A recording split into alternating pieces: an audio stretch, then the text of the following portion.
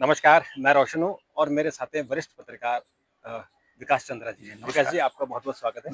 विकास जी, आज का इश्यू है कि आज आज भी जैसे लगातार अपोज़िशन शोर-शराबा कर रहा है। आज मार्च भी किया, आज उनकी हिरासत में भी लिया गया, बाद में पुलिस ने छोड़ दिया। राहुल गांधी, प्रियंका गांधी भी शामिल थे।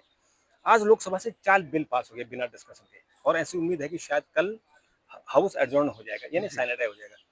तो पहले जो ये जो लगातार एडजॉर्नमेंट हो रही है और फिर वो कह रहे हैं कि साहब आप बिल पास कर दे रहे हो बिना चर्चा के, उस पर आपका क्या कहना है? ये देखिए, बिना चर्चा के बिल तो पास नहीं होना चाहिए। जिस व्यवस्था में इस भारत देश ने जिस व्यवस्था को स्वीकार किया, हुँ, जो पार्लियामेंट्री जो सिस्टम हाँ, अपना है, उसमें तो बिना बहस के, बिना डिबेट के तो कतई पास नहीं होनी चाहिए।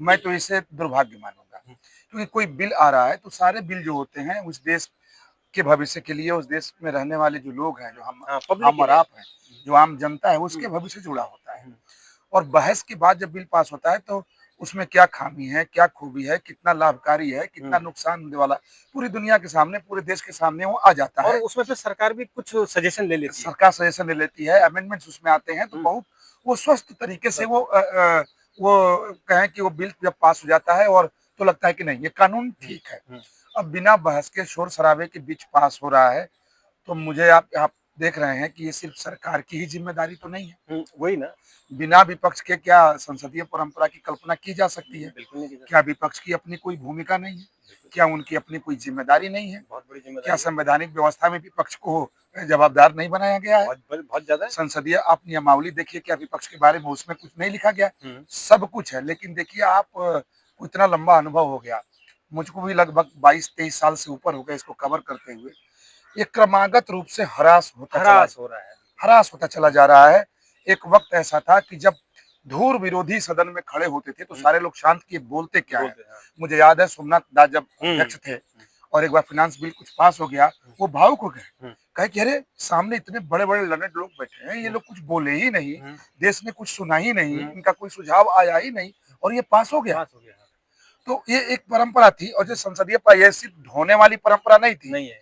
ये चीजों को स्वस्थ करने वाली, हाँ, मजबूत करने वाली परंपरा थी। हाँ। तो ध्वस्त सी होती दिखाई दे रही है, तो इसमें न सिर्फ सरकार का दोष है और न सिर्फ विपक्ष का दोष हाँ, है। मुझे तो लग रहा है कि ये मजबूरी सी हो गई है जी। कि जब आप डिस्कशन नहीं कर रहे हो, आज 12 तारीख हो गई है और ये जो हमारा मानसून सेशन शुरू हुआ, मुझे लगता है कि जब हमने 2 दिन इस पे जो डिस्कशन हुआ है, उन 2 दिनों को छोड़ दें तो अभी तक कोई सकारात्मक बात ही नहीं हुई नहीं, है। जब से मानसून सत्र की हाँ, शुरुआत हुई है और हुँ, आज तक बस। हाउस बैठता है, शोर होता है, हुँ, स्थगित।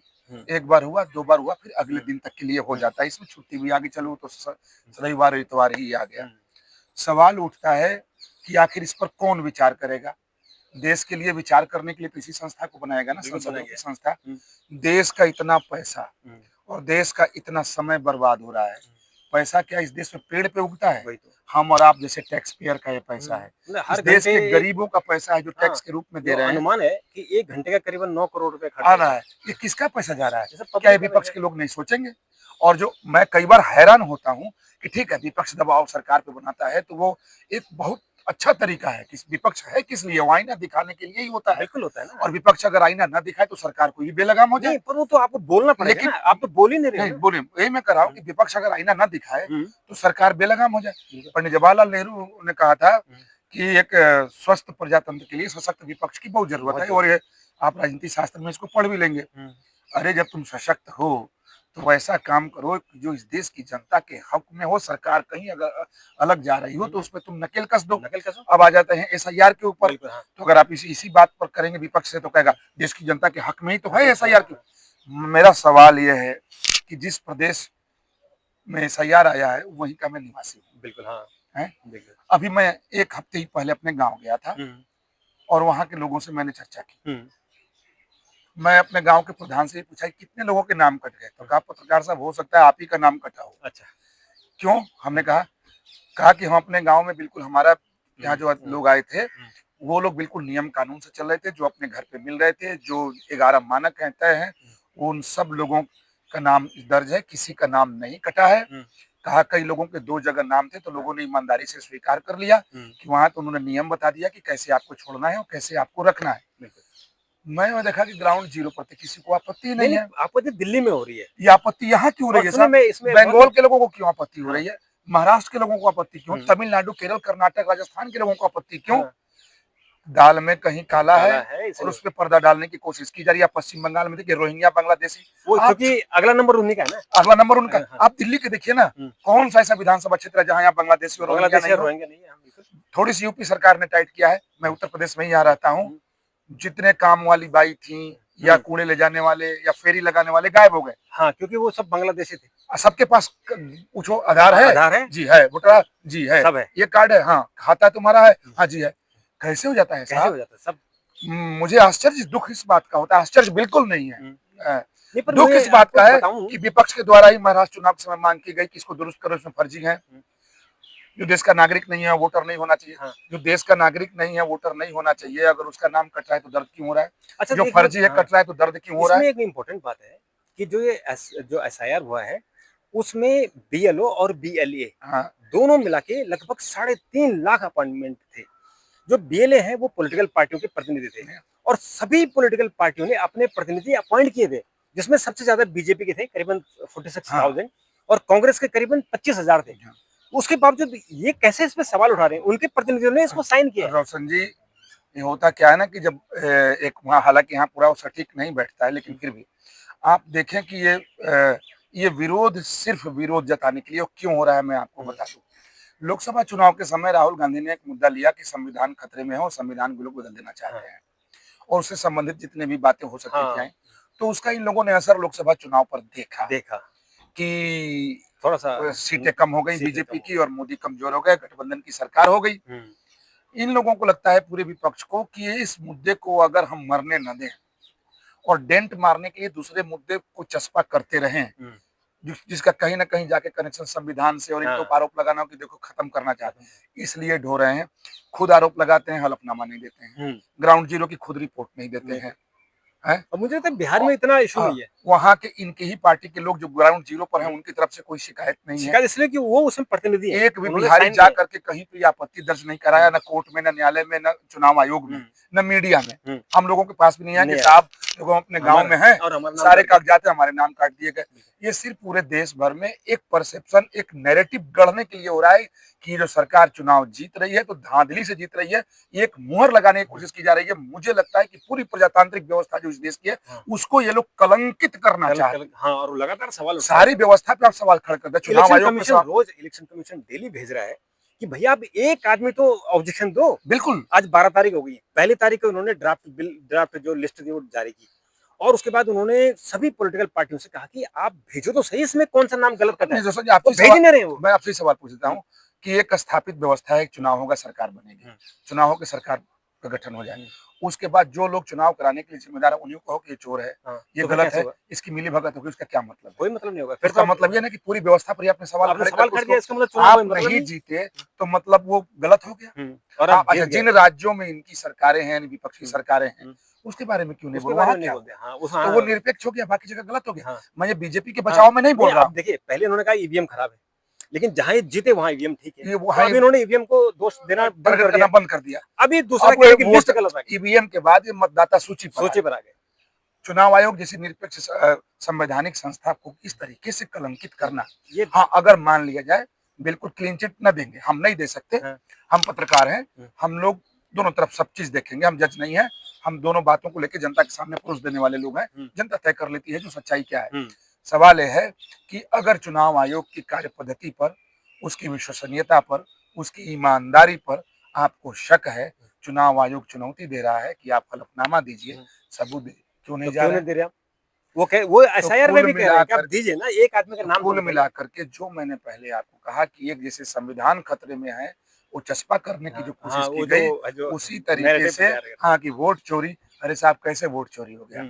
एक आंकड़ा भी सामने है कि महाराष्ट्र में जहां इन लोगों ने आरोप लगाया, वहां वोट बढ़े हैं और वहीं खुद विपक्ष की पार्टी जीती, कांग्रेस जीती हुई है। तो नहीं साहब, वो ठीक है, वो ठीक है, वो ठीक है। अब बगल वाले हार गए, नहीं वो गलत है, गलत है। अरे मुझे तो बड़ी हैरानी होती है। कुल मिलाकर के जो मैं समझ पाया हूँ कि यही एक नैरेटिव 29 के लिए गढ़ी जा रही है कि भैया ये लोग धांधली कर लेते हैं, भैया इधर नहीं, ऐसा नहीं हो सकता। आज एक मंत्री ने कहा, जो जब ये 4 बिल पास हुए तो मंत्री से पूछा गया कि भाई ये आपने बिना डिस्कशन के पास कराया, तो उन्होंने कहा कि जो जब से leader of opposition Rahul Gandhi आए हैं, वो पता नहीं किस मिट्टी से बने हुए, वो पॉजिटिव है ही नहीं। जब भी हम उनसे बात करते हैं वो बोलते हैं हम मैं नहीं करने दूंगा, मैं तो शोर शराबा करूंगा। यानी अपनी पार्टी के लोगों से वो रोज, जब से वो एलओपी बने हैं तब से आप देखें कि कांग्रेस सदन में काम नहीं, नहीं करने मुझे देती। हैरानी कि एलओपी जब से बने हैं, सदन में काम नहीं हो रहा है, संवैधानिक संस्थाओं को सीधे तौर पर कलंकित कर दिया जा रहा है। आप देखें, जो विपक्ष सत्ता पक्ष जो आरोप खासकर बीजेपी के लोग कर रहे हैं कि Rahul Gandhi hit and run की तरह कि थूको और भागो, मारो और भागो, हाँ, सीधे चुनाव आयोग बिना किसी संकोच के कि एलओपी हैं इस देश के, बिना संवैधानिक मर्यादा को देखे हुए, बिना संसदीय परंपरा को देखे हुए सीधे चुनाव आयोग को कलंकित कर देते हैं, आरोप लगाते हैं। और आज जो मार्च विपक्ष ने निकाला, हाँ, यहीं यहाँ से से, हाँ, निकाला, यहीं से निकाला। और वहां तक उन्होंने जाने की कोशिश की। राहुल गांधी फिर क्यों नहीं गए? हाँ, वो उनकी बहन गई थी। राहुल गांधी जो व्यक्ति आरोप लगा रहा है, जिसको हाँ, सबसे ज्यादा चुनाव आयोग पर शक है, हाँ, आज चुनाव आयोग की तरफ मार्च की, उसमें क्यों नहीं गए? हाँ। तो कहीं ना कहीं बीजेपी को उस आरोप को तो बल मिल गया ना हाँ, कि ये हिट एंड रन करते हैं, कि हाँ, मार दो और भाग लो, भाग लो। बोल दो और भाग लो। हम्म, अरे जाते उसके यहाँ हम्म, बात करते हैं आप, बात करते हैं। 400 की और ये बात। इलेक्शन, ये कह रहे हैं कि हमें इलेक्शन कमीशन ने बुलाया। मेरे पास अभी डॉक्यूमेंट है, इलेक्शन कमीशन ने कल ही कांग्रेस को लिख दिया था कि 30 लोग आ जाओ आ जाओ, और हम आपसे बात जी करते हैं। बिल्कुल लिखा है। ये बातें जो है, अब मुकर गए। 30 की जगह पर आप 300 लेकर नहीं, जाएंगे, 300 वो ले जाओ चुनाव चलो। आयोग है। हाँ, नहीं, मैं कह रहा हूँ 500 ले जाओ, क्या लेकिन आप सुप्रीम जाने को राजी क्या नहीं है। सुप्रीम कोर्ट में से पहुंच जाएंगे? हाँ, नहीं जाएंगे ना। नहीं, ये गए नहीं। फिर उसके बाद इन्होंने अपने स्टैंड ही बदल दिया, नहीं, लैंग्वेज क्योंकि बदल दी। मालूम है कि स्टैंड पर जो अगर जाएंगे आएंगे तो पोल खुल जाएगी, पोल खुल जाएगी। सच्चाई सामने आ मतलब जाएगी। ये बोलना ही नहीं चाह रहे। क्योंकि एक जहां झूठ, आप इनकी बात मानते हो, आप ट्रेंड चेंज कर देते एक हो। झूठ नैरेटिव गढ़ने की कोशिश की जा रही है ना, हाँ, तो वहां पे जाके कागजों का सामना नहीं हो सकता। हाँ, कागज तो झूठ नहीं बोलेंगे बिल्कुल। ना। और कल आपने सुप्रीम कोर्ट में देखा, जब सुप्रीम कोर्ट में फिर मामला आया था तो सुप्रीम कोर्ट ने भी रोक नहीं लगाई। इन्होंने, इलेक्शन कमीशन ने लिख के दिया कि एक व्यक्ति का नाम नहीं कटेगा। अगर वो हमारे पास आए और अपना प्रूफ दे, अगर किसी का कट आए तो बिल्कुल हम बिना अब मतलब आप के, बिना सोचे, इन्फॉर्म के नहीं आप करेंगे। बस इसी पर आप तुलना कर लें कि इसके बावजूद अगर हो रहा है तो चलिए, चुनाव आयोग पर आप भरोसा नहीं कर रहे थे, सुप्रीम कोर्ट में दिया गया है उसका हलफनामा, हलफनामा, जो सर्वोच्च सर्वोच्च अदालत न्यायपालिका है। है, और वहां स्वीकार कर लिया।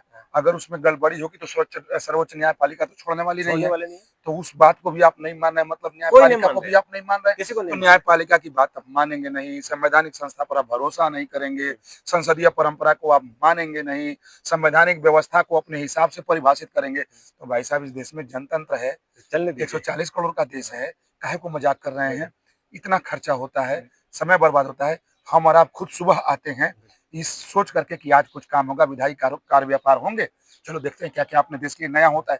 आप सोचिए कि नया स्पोर्ट्स बिल आया, इतना बिना बढ़िया है। बहस के 6 मिनट में वो पास हो पास गया हो है। गया। और बताइए, मैं यही ढूंढ रहा था कि शायद ये सबसे कम समय में पास होने वाला बिल होगा। बिल्कुल। और देखिए, ये बिल मेरे ख्याल से आजादी के बाद, हाँ, ये 2013 से ये बिल हाँ, लाइन हाँ, पर लगा हुआ है। लाइन पर लगा। 2013-25। मुझे तो लगा कोई परवाह ही नहीं अपनी राजनीति के लिए के आगे, इस बाकी विपक्ष को किसी बात की परवाह नहीं, इस परवाह नहीं देश है कि ठीक की है। भविष्य की अच्छा, चिंता उनको भी नहीं। लगता है कि शॉर्ट समय में पास हो जाए तो होने दो, हमारे क्या जा रहा है, हाँ, लेकिन डिस्कशन तैयार नहीं है। बस कुछ भी हो जाए उसकी परवाह। तो मुझे लगता है कि हम सबको सोचना चाहिए। हम सबका कहने का मतलब है कि हम भी तो इस देश के एक मतदाता हैं। नागरिक है, बिल्कुल। इस देश के नागरिकों को इन नेताओं के व्यवहार पर ठीक से विचार करना विचार चाहिए, करना चाहिए और पब्लिक को ईमानदारी देखना से चाहिए कि विचार हमारा करना नेता चाहिए, कैसा है। और उसमें सभी सत्ता पक्ष और विपक्ष सबके व्यवहार पर करें। करें। क्योंकि आप देखें कि इस तरीके की लापरवाही कैसे हम भरोसा कर लेंगे आगे? स्पोर्ट्स फील्ड, बताइए, जब खेल ओलंपिक होता है, एशियाड होता है, दुनिया में खेल होते हैं, हम लोग कई बार मायूस, अच्छा भारत गया है, कुछ आया भाई है? वो तो धन बनाइए हरियाणा पंजाब वालों को कि अपना खर्चा करके खर्चा चले करके जाते हैं, मेहनत कर लेते कुछ हैं। ले आके इज्जत बचा जाते हैं। हैं? हाँ, इतना बड़ा 140 करोड़ का देश, हाँ। और मेडल के एक मामले एक में मेडल देखिए के ना, लिए तरस जाते हैं हम हाँ, लोग। खेल के मामले में, खेल इंफ्रास्ट्रक्चर के मामले में हाँ, देखिए ना, अगर उसको इसमें से डिस्कस होना अरे चाहिए। बिल्कुल दुरुस्त होना चाहिए। नौजवानों से जुड़ा हुआ नौजवान मामला है, भारत युवा देश है, खेल वाले पे सभी दलों को जुड़कर इस बिल पे इतना महत्वपूर्ण है, पता नहीं फिर कब इसमें आएगा, क्या नहीं हाँ, आएगा। तो इतनी लापरवाही कि जरा जो हो जाए, कानून बन जाए, हमको क्या, मेरी तो राजनीति ऐसी चले कि अगली बार मेरी सरकार बस आए, मुझे चुनाव हम जीतना है। मलाईदार मंत्री बनेंगे, बैठ करके दिल्ली लुटियन दिल्ली में आनंद लेंगे। तो भैया, मैं आपके दर्शकों से निवेदन करूंगा कि इन नेताओं के इस व्यवहार पे आप लोग जरूर विचार करिए और कि जो वोट डालने से पहले जरूर सोचिए। देश के भविष्य पर इनकी निगाह बिल्कुल नहीं है। इनकी निगाह सिर्फ अगले चुनाव तक है और अपनी कुर्सी तक है, और सिर्फ उसी के लिए इस सदन का बेजा इस्तेमाल हो रहा है। यहाँ मैं सत्ता पक्ष और विपक्ष किसी को अलग बांट नहीं रहा जो हूँ, भी जैसा है, नेता कह रहा हूँ। नेता का। और एक चीज और है कि अभी मानसून सेशन 21 अगस्त तक है, लेकिन चर्चा है कि कल और 23 बिल्कुल बिल्कुल, ये मैं बताना भूल गया। 7 दिन 8 दिन पहले ये मेरे लिए एक सदमे वाली बात है कि अभी जानकारी हम लोगों को मिली हाँ। कि ऐसा हो सकता है। फिर उसको मैंने खोदने की कोशिश किया, ऐसा क्यों हो सकता है? कहा जब साहब जब देश का पैसा बर्बाद हो रहा है, सरकार की दलील है, हम कुछ कर ही नहीं पा रहे हैं, कोई बिल आ ही नहीं पा रहा है। जो सांसद सदस्य हैं जो अपने-अपने क्षेत्र की बात रखना चाहते हैं, सोचिए कि जो सांसद अपने क्षेत्र की बात रखे, गरीब जनता की बात रखे, अपने क्षेत्र की भलाई की बात रखे, अपने क्षेत्र के लिए कुछ चाहता है, कोई सांसद नहीं रख रहा है। और सारे सांसद बेचैन हैं। ये भी मैं बता दूं, बेचैन है, चाहे वो कह रहे विपक्ष हैं के हम हों अपनी कि बात हम नहीं कर पा कुछ रख ही नहीं पा रहे हैं। उत्तरकाशी में तो कितना मुझे बड़ा लगता है कि घटना सरकार शायद इसीलिए निर्णय ले रही है कि जब देश का पैसा बर्बाद हो रहा है, समय बर्बाद हो रहा है, काम कुछ हो नहीं रहा है, तो इसीलिए शायद जल्दी-जल्दी में जो 2, 4, 5 ये महत्वपूर्ण बिल थे, उनको कम से कम पास उनको कर 2 मिनट, 4 मिनट, 5 मिनट, 6 मिनट में पास करा लिया गया। तो मुझे लगता है कि बहुत ही दुखद है, हास्यास्पद है, निराशाजनक है। निराशाजनक है। और चूंकि हमारे दर्शक बहुत ही मैच्योर हैं, वो भी सोचेंगे जरूर इस बारे में और हमारे नेताओं को सद्बुद्धि आए और हमारे संसद में काम हो एक पॉजिटिव कंस्ट्रक्टिव, क्योंकि अपोजिशन जो होता है वो कंस्ट्रक्टिव अपोजिशन के लिए होता है कि देश कैसे आगे बढ़े और सरकार की कमियों को ढूंढे। वो तो काम हो नहीं रहा है, बिल्कुल नहीं। तो वो हो और हमारी संसद ठीक से चले, इसी की हम कामना करते हैं। विकास जी अपनी बात जैसे होता है ना कि चाहे आदमी कितना भी खूबसूरत हो, उसको अपनी खूबसूरती देखने के लिए भी आईना चाहिए, आना चाहिए। शीशा चाहिए। विपक्ष उस खूबसूरती को या बदसूरती को या काले धब्बे को दिखाने वाला दिखाने के आईना लिए है। आईना है। लेकिन ये तो कर ही नहीं रहे, हम कुछ शोर ही नहीं हो मुझे तो रहा। समझ नहीं आ रहा है, मैं तो बड़ा स्तब्ध हूँ कि बताएं कि इस तरीके से मानसून सत्र शुरू हुआ तो मैं बड़ी और मुझे तैयारी में याद था है कि अटल बिहारी वाजपेयी जी के समय कितने अच्छे-अच्छे भाषण होते थे। हम तो तरस गए, नहीं हमारे होते, कान मैं तरस तरस गए, गए। एक अच्छा भाषण नहीं अरे हो रहा है। जब बजट का वक्त होता था या कोई भी बिल आ जाए, जो लेफ्ट के इतने सीनियर्स लोग थे या कांग्रेस कितने के अनुभवी अच्छे-अच्छे लीडर्स भाषण थे होते थे। या जो थर्ड फ्रंट वाले यानी जो समाजवादी धारा की राजनीति करने वाले नेता थे, वो लोग जब गुरदास दास गुप्ता क्या जब बोलते बोलते थे, वासुदेव आचार्य, जॉर्ज फर्नांडिस, माने माने किसी उस समय के लोग किसी पे हाथ और किसी को कोई आपत्ति नहीं, जब बोले सबको सुनते सब थे। ठीक शांत है हो गए। कि डिस्टर्बेंस होती थी, वो तो सदन वो में अपनी चलता है, व्यवस्था है, लेकिन परंपरा है, वो भाषण नहीं मिल रहा लेकिन वो भाषण देश को नहीं मिल रहा नहीं है। मिल रहा है। वो देश को नहीं मिल रहा है भाषण। इसी के अंदर लोहिया जी की दी हुई भाषण हो तो उनकी संकल्प बाकी बाकी नेताओं के देखिए ना कि क्या वो कुछ रास्ता नहीं। दिखाकर चले गए। कहाँ कोई अब रास्ता दिखाने को कोई तैयार है? कोई दिखाने वाला अपनी सिर्फ कुर्सी तक का रास्ता देखने के लिए तैयार है, बस, बस, दिखाने के लिए तैयार नहीं है। बस गणित, गणित, गणित। अपनी कुर्सी तक जाने का रास्ता देख रहे हैं इसके जरिए, बस देश को रास्ता देश का दिखाने नहीं के लिए दिखाया। नहीं हो रहा है। बस यही बात है, क्या बिल्कुल। कहें? विकास जी आपने बात की, आपका बहुत-बहुत धन्यवाद। धन्यवाद। और मित्रों आपका भी बहुत-बहुत धन्यवाद और अपने विचार ज़रूर व्यक्त कीजिएगा जिस पर हम आगे चर्चा करने की कोशिश करेंगे। नमस्कार। नमस्कार।